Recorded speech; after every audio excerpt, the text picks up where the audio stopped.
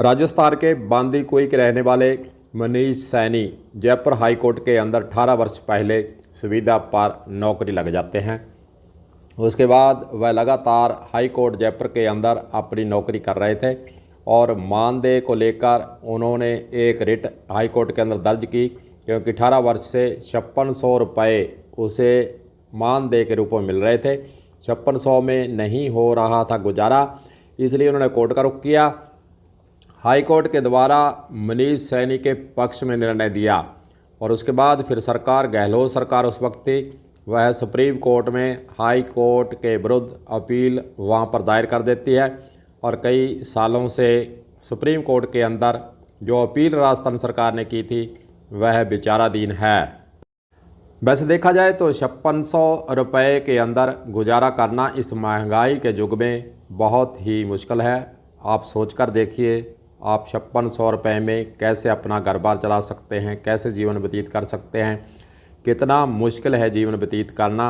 लेकिन Manish Saini high court में मानदेय बढ़ाने की रिट दायर करते हुए आगे बढ़ते जाते हैं और उसके बाद फिर वह अपनी ज़िंदगी की ऐसे ही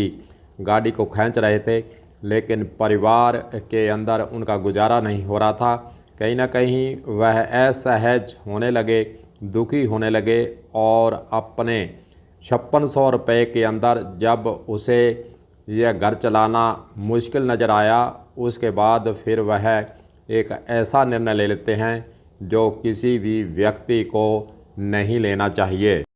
घरेलू समस्याओं में गिरकर मनीष सैनी आखिरकार इस ज़िंदगी से विदा लेने के लिए एक कठोर निर्णय मन के अंदर संजोकर बैठ जाते हैं और वह अपनी जीवन लीला इस निराश ज़िंदगी से तंग होकर हाई कोर्ट के अंदर ही वह फंदा लगाकर अपनी जीवन लीला समाप्त कर लेते हैं और इस संसार को अलविदा कहकर बहुत कुछ सोचने के लिए पीछे सरकार और यहाँ के समाज को बहुत सी बातों सोचने को मजबूर करते हुए चले जाते हैं।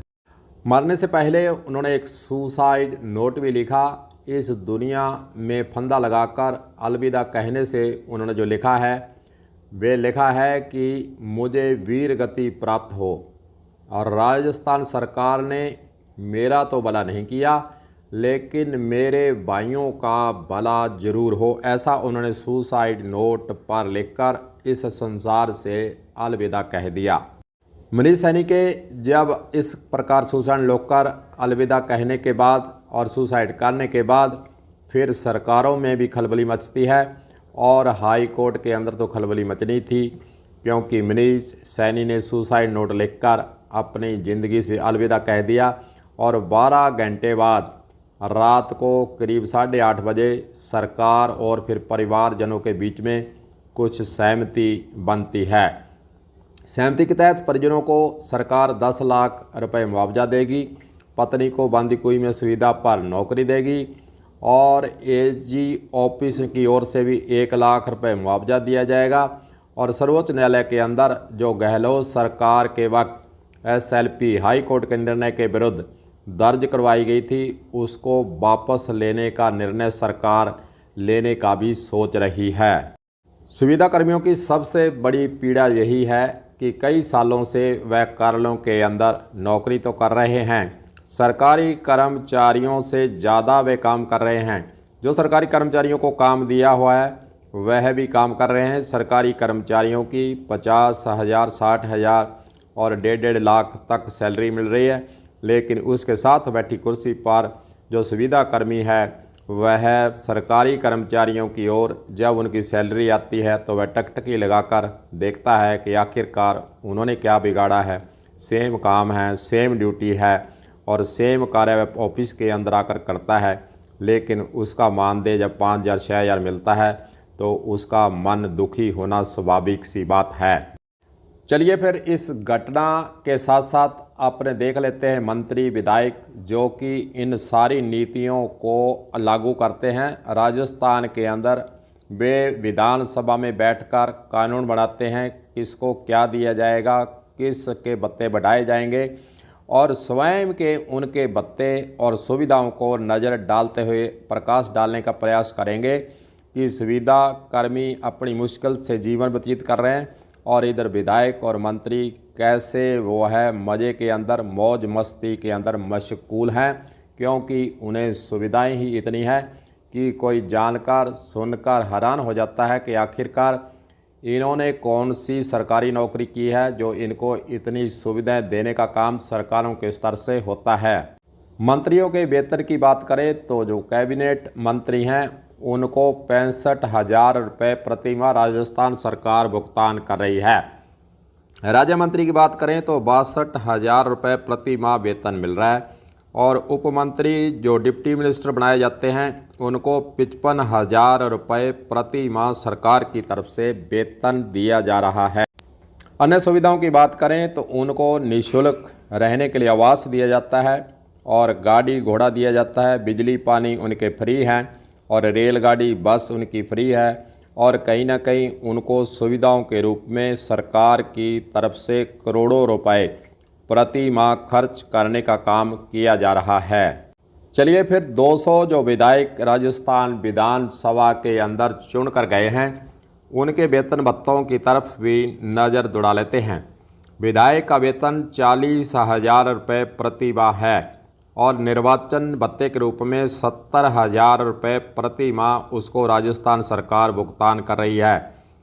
और सहायक कर्मचारी जो कि सुविधा पर रखा जाता है, एक तरफ देखिए सुविधा कर्मी जो कि 5,000 6,000 के अंदर कई सालों से कई वर्षों से राजस्थान के विभिन्न कार्यालयों के अंदर नौकरी कर रहे हैं, लेकिन विधायक को सहायक कर्मचारी रखने के लिए 30,000 रुपये प्रति माह उसको राशि दी जाती है। अब देखिए अंतर कितना है, माननीय के लिए सहायक कर्मचारी रखने के लिए 30,000 और सरकारी कार्यालयों के अंदर जो सुविधा पर कर्मचारी रखे जाएंगे उसको 5 से 6,000 के बीच में मानदेय दिया जाता है। कितना अंतर देखिए। विधानसभा सत्र अगर चलता है तो 2,000 रुपये प्रतिदिन उन्हें भत्ता भी मिलता है, यानी विधानसभा सत्र जितने दिन भी चलेगा 2,000 रुपये प्रतिदिन के हिसाब से विधायक को जो है भुगतान किया जाएगा। यानी राजस्थान सरकार की ओर से देखा जाए तो विधायक को 1.5 लाख रुपए प्रत्येक माह इस प्रकार मिलजुल कर मिलते हैं। ये है माननीयों के वेतन भत्ते, उनको सुविधाएं, और मंत्रियों के भत्ते और उनकी सुविधाओं को देखें तो जो सुविधा कर्मचारी है उनका वेतन देखें तो गुजारा उनका मुश्किल, और इधर सरकार की तरफ से इतनी मेहरबानी क्यों है समाज के अंदर, इसलिए तो सवाल उठ रहे हैं। लेकिन अब सुविधा कर्मचारियों को स्थायी करने की बातें तो होती हैं, लेकिन उन्हें स्थायी नहीं किया जा रहा है। कई विभागों के अंदर पद रिक्त हैं, लेकिन उसके बावजूद भी सुविधा कर्मियों को नियमित करने के लिए सरकार राजी ही नहीं है। दरअसल सुविधा कर्मचारी की जो पहल शुरू की गई वह अशोक गहलोत के द्वारा राजस्थान के अंदर शुरू की गई थी। पहले 2,000 रुपये में पैरा टीचर विद्यालयों के अंदर जो राजीव गांधी विद्यालय खोले गए थे उसके अंदर सुविधा पर 2,000 रुपये प्रति माह के हिसाब से अध्यापकों को यानी पैरा टीचर को रखा गया था। वहीं से फिर शुरुआत हो जाती है कि सुविधा कर्मियों को रखा जाए, कम पैसे में 5-5 कर्मचारियों के बराबर वह काम करें। एक कर्मचारी को जो वेतन मिलता है, सरकार ने सोचा कि उसके स्थान पर सुविधा कर्मी रखे जाएं।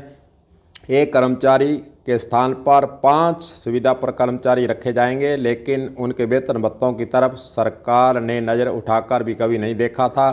कुछ न कुछ अब बढ़ाने का प्रयास इस घटना के बाद जरूर हुआ है, लेकिन जो विधायकों और मंत्रियों के भत्तों की बात कर लें तो सरकार ने जो निर्णय लिया है उनका 10 से 15% के बीच में प्रत्येक वर्ष ऑटोमेटिक ही उनकी सैलरी बढ़ती जाएगी, जैसा राजस्थान सरकार ने निर्णय लिया गया है। लेकिन सुविधा कर्मचारियों की बात करें तो उनके जो वेतन भत्ते हैं उनकी तरफ सरकार का ध्यान ही नहीं जाता है। परेशान वे रहते हैं और अपने जीवन यापन करने के लिए मुश्किल का सामना करने पड़ते हैं। इसी तरह से मनीष सैनी की तरह कई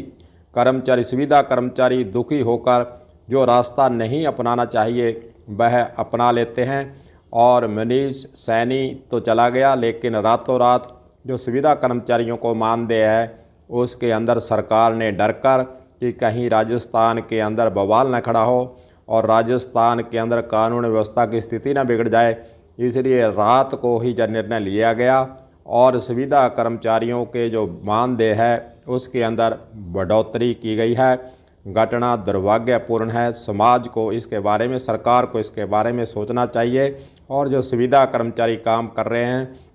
उनका जीवन यापन, उनका परिवार, उनका लालन पालन करने के लिए कम से कम उन्हें जो मानदेय है उसके अंदर उनकी आवश्यकता के अनुसार बढ़ोतरी करने के बारे में सरकार को निर्णय लेना चाहिए। कलम न्यूज़ के लिए गुरदेव सिंह सैनी की रिपोर्ट।